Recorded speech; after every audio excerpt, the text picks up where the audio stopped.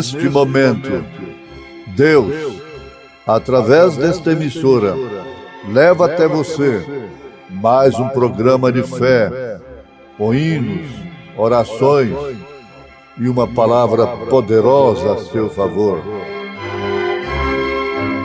Fé para vencer o mundo. Somente crer, somente crer, tudo é possível, somente crer, somente crer, somente crer, tudo é possível,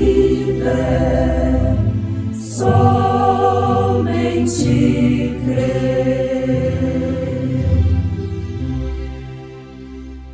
Porque sabemos que se a nossa casa terrestre deste tabernáculo se desfizer, temos de Deus um edifício, uma casa não feita por mãos, eterna nos céus. E por isso também gememos, desejando ser revestidos da nossa habitação que é do céu. Se todavia, estando vestidos, não formos achados nus, porque também nós, os que estamos neste tabernáculo, gememos carregados, não porque queremos ser despidos, mas revestidos, para que o mortal seja absorvido pela vida.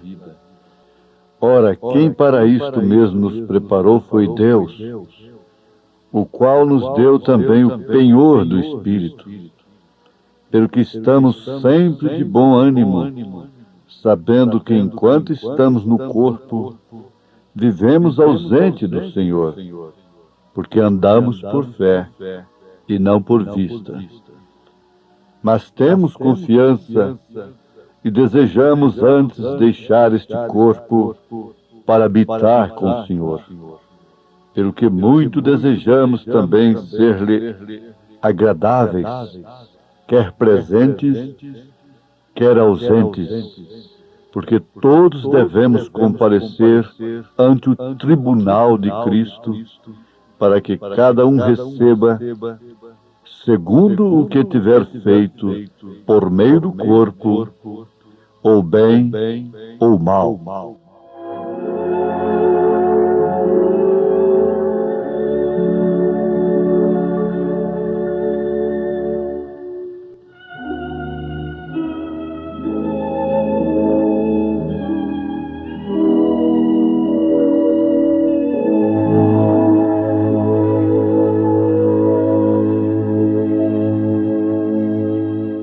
Acabamos de informar aos nossos ouvintes,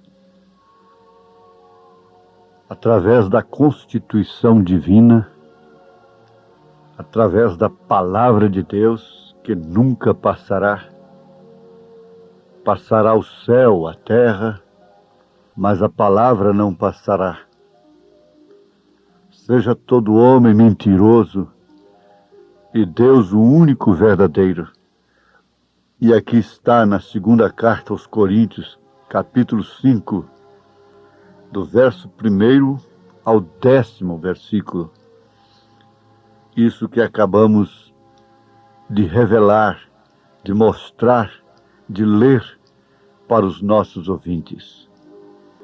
Agora, se eu estivesse distribuindo pílulas nesse instante, oferecendo através do rádio, pílulas que fizessem as pessoas ter uma longevidade de 1000 anos.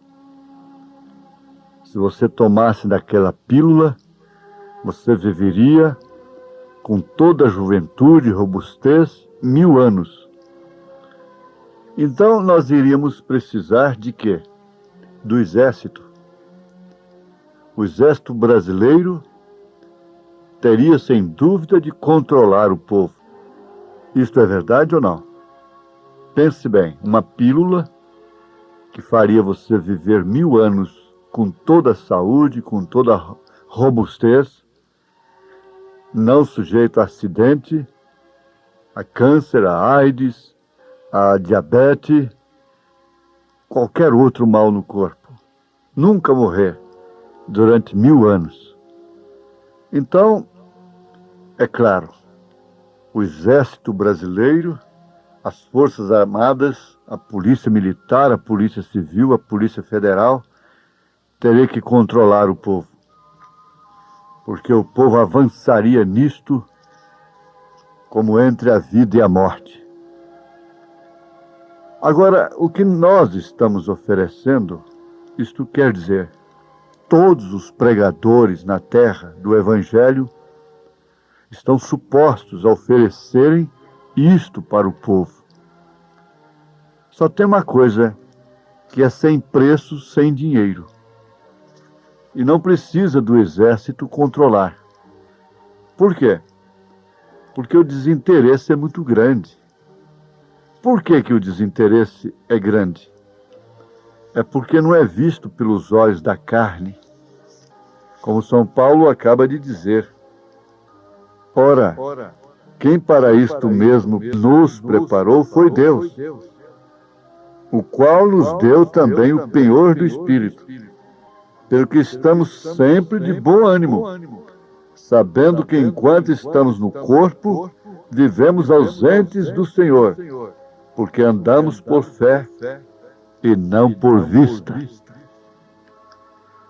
Aqui no capítulo anterior, que é o capítulo 4, sua segunda carta aos Coríntios, verso 16, o Espírito Santo, através do apóstolo, diz: por isso não desfalecemos, mas ainda que o nosso homem exterior se corrompa, o interior, contudo, se renova de dia em dia, porque a nossa leve e momentânea tribulação produz para nós um peso eterno de glória muito excelente, não atentando nós nas coisas que se veem, mas nas que se não veem, porque as que se veem são temporais, e as que se não veem são eternas.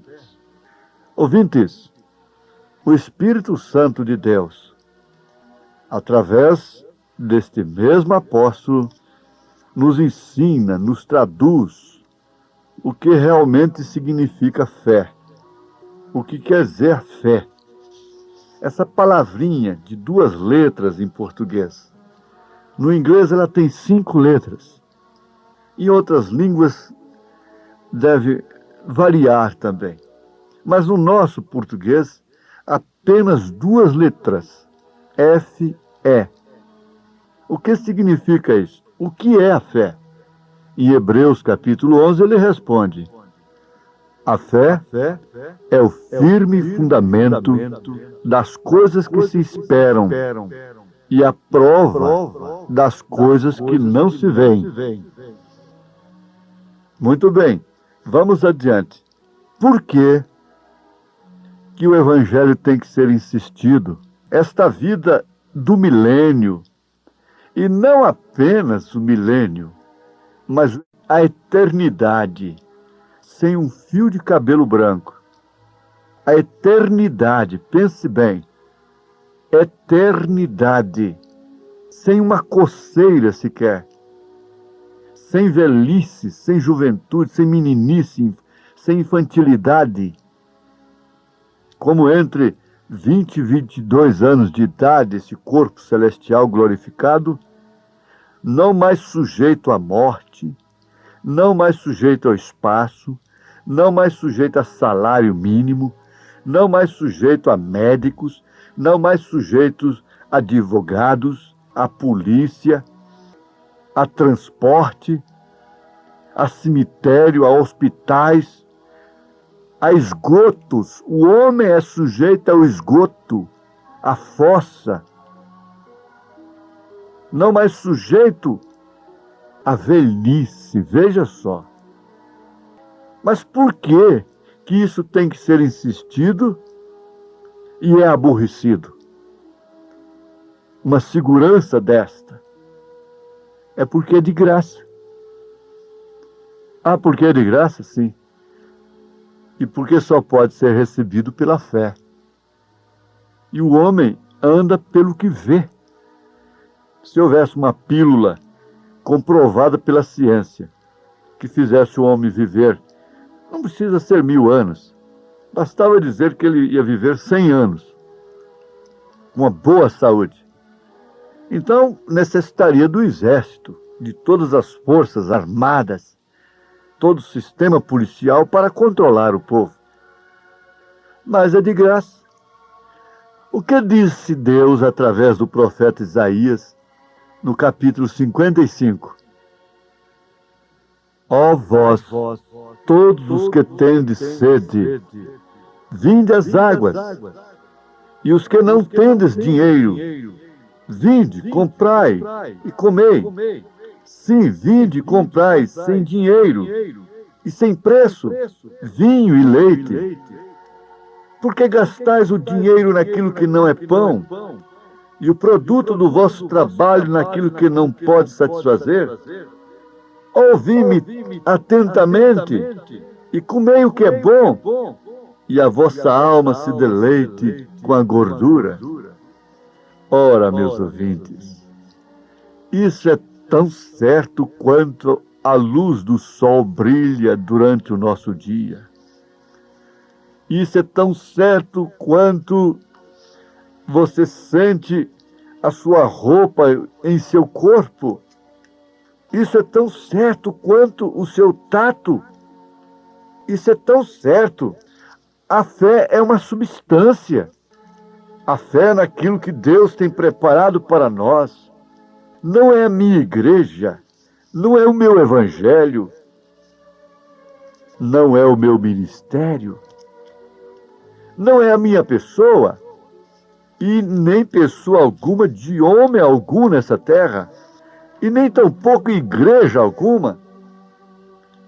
Isso é Deus, isso é a palavra revelada. Mas o que acontece? Eles dizem que o homem é um produto do meio. Então, aquele homem é produto do meio de tal igreja. Outro homem é produto de outro meio, de tal igreja. E de tal ala da sociedade. É isso? O homem está dentro de um meio nesta era que se chama a Era de Laodiceia, que quer dizer mulher e direito dos povos. Ela concentra todos os males das eras passadas. A Tiatira, que quer dizer domínio feminino, e todos os males das eras passadas estão concentrados na Era de Laodiceia. Por quê? Porque todas as virtudes também, todas as virtudes passadas, inclusive aquelas 3 últimas que formam o parto normal, que é a justificação pela fé, a mensagem de Lutero, a santificação, que é a mensagem de João Wesley, simultaneamente com os dons espirituais, e agora o novo nascimento, o batismo do Espírito Santo com William Branham. Isso é um parto normal. A justificação é a água. O sangue é a santificação. Logo, vem o Espírito, a vida, porque é assim um parto normal. O parto normal é precedido de água, sangue e a vida. O Espírito, a criança, manifesta. O Espírito manifestado através do Filho que acaba de nascer. Então, é um parto normal, essas 3 últimas eras. Ela concentra todos os males das eras passadas. E aqui está, na mensagem, na palavra de Jesus Cristo, Ele que está fora da era já. A era não terminou, mas Jesus está fora desta era de Laodiceia. Ela vai terminar com o início da grande tribulação e com o rapto. São acontecimentos simultâneos. O arrebatamento, então, dá-se ao início dos 3 anos e meio da grande tribulação. E Deus não tratará mais com gentios. Ele tem virado as suas costas para os gentios, então, e vai tratar com os judeus, porque ele não trata com os 2 povos ao mesmo tempo, com judeus e gentios ao mesmo tempo. Ele virou as costas para os judeus e tratou com os gentios. E como José lá no Egito casou-se com uma gentílica, depois de ter sido preso, humilhado, desprezado pelos seus irmãos, jogado na cova, então ele subiu, como José subiu. E ele se casou com uma gentílica, foi o que Jesus Cristo fez, depois de ser rejeitado pelos seus. Ele tirou uma esposa gentílica, então ela vai aos céus. Ele está nos céus. Agora com sua esposa, com sua noiva gentílica, estou falando do rapto. Mas antes, porém, ele já está fora da era. Aqui está escrito em Apocalipse, capítulo 3, verso 14, o retrato falado da nossa era, da era de Laodiceia, que quer dizer mulher, que quer dizer direito dos povos, reunindo em si todos os males de todas as eras, e que por fim será sacudida com um grande terremoto profetizado. E ao anjo da igreja que está em Laodiceia escreve: isto diz o Amém. Amém é assim seja, é o final. A testemunha fiel e verdadeira, o princípio da criação de Deus. Eu sei as tuas obras, que nem és frio nem quente. Oxalá foras frio ou quente. É o estado da igreja de Laodiceia. Assim, porque és morno e não és frio nem quente, vomitar-te-ei da minha boca. Sempre a boca de Deus na terra foi um profeta. Não tenha dúvida. Se crer, é verdade. Se admitir, é verdade. Se não admitir, se não crer, é verdade. A Bíblia não falha. A boca de Deus na terra é seu profeta. E ele é chamado de o Filho do Homem. E como nos dias de Noé, e de Sodoma e de Gomorra, seria também na vinda do Filho do Homem. Então, continuemos. Como dizes, rico sou, e estou enriquecido, e de nada tenho falta, e não sabes que és um desgraçado, e miserável, e pobre, e cego, e nu. Agora vem o grande conselho. Agora vem a grande oportunidade que ele dá para a era em que estamos vivendo.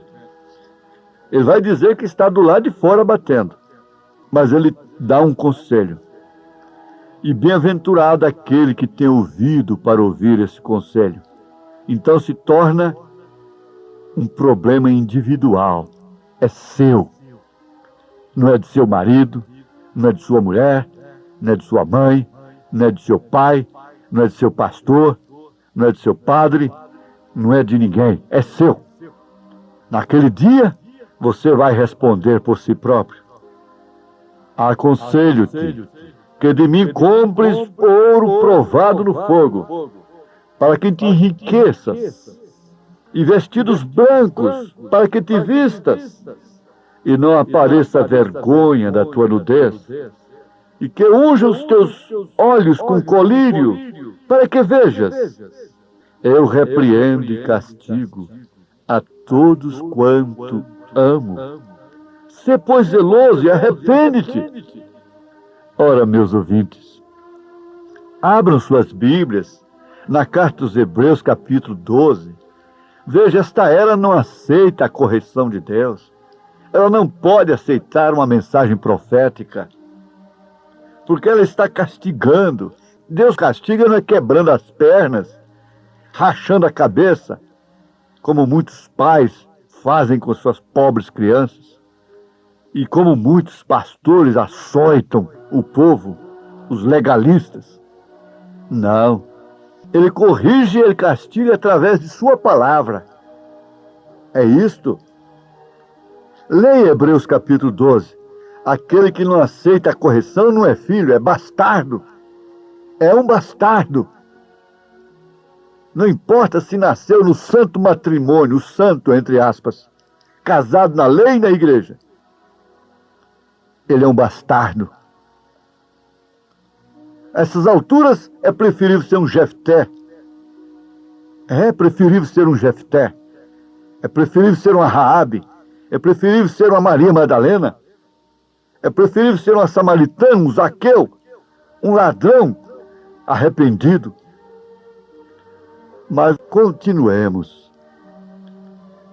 Eis que estou à porta e bato. Se alguém ouvir a minha voz e abrir a porta, entrarei em sua casa e com ele cearei e ele comigo. Ao que vencer, lhe concederei que se assente comigo no meu trono, assim como eu venci e assentei com meu Pai no seu trono. Quem tem ouvidos, ouça o que o Espírito diz às igrejas. O Espírito está falando às igrejas. O Espírito não pode ter controvérsia.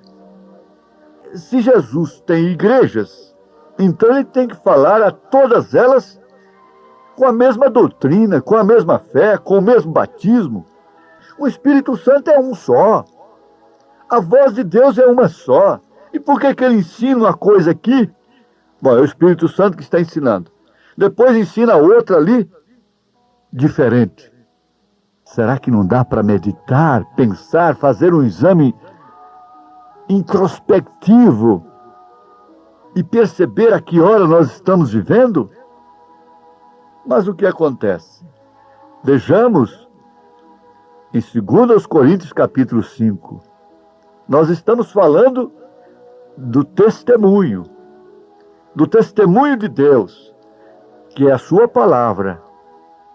Nós estamos falando que a árvore testifica através da queda de suas folhas e depois, então, quando ela refloresce, as folhas voltam. Nós estamos falando de uma ressurreição. Nós estamos falando de um arrebatamento. Nós estamos falando coisas que o Espírito diz.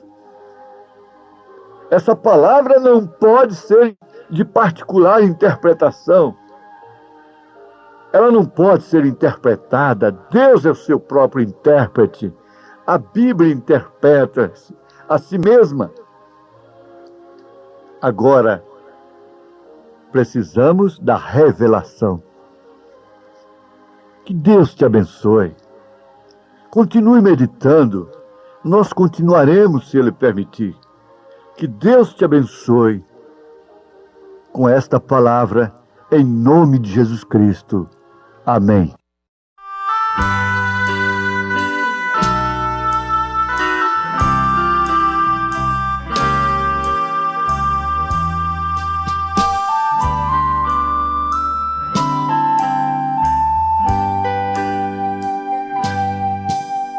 Que doce voz tem, meu Senhor, voz de amor tão terna e graciosa, que enche o coração da consolação que só o crente goza. causar. Qual maior prazer de lhe ouvir dizer: vem meu filho, vem escutar o que eu fiz por ti, tudo que sofri na cruz pra te resgatar.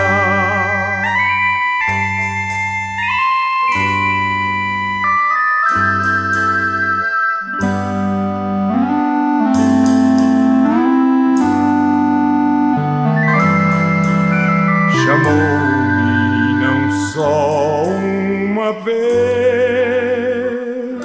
tantas vezes que eu triste, humilhado, pude a voz ouvir, pude então sair das garras do pecado. Qual maior prazer de lhe ouvir dizer: vem meu filho, vem escutar o que eu fiz por ti, tudo que sofri